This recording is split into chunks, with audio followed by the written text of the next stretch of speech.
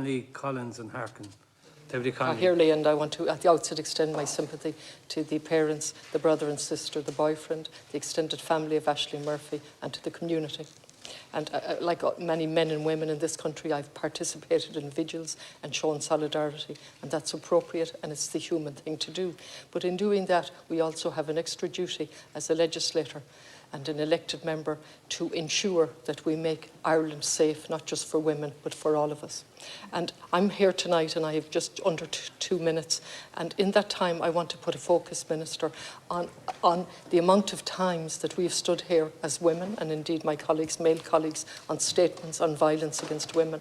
Statements with little action. I know you have taken a personal interest and I pay tribute to that, but the numbers speak for themselves in our failure.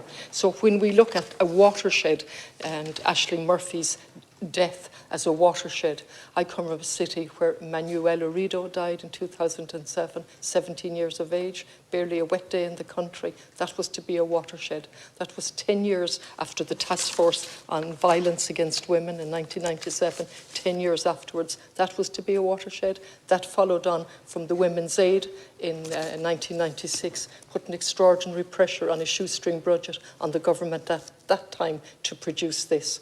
That was produced.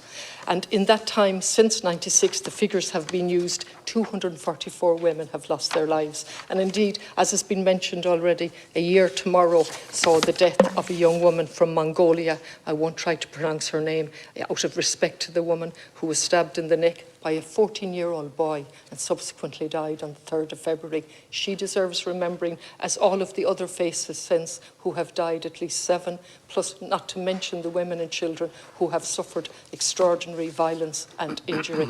So we ask ourselves, what are we doing? Where is the refuge report that was promised? Where is the national strategy that was promised to be published before Christmas?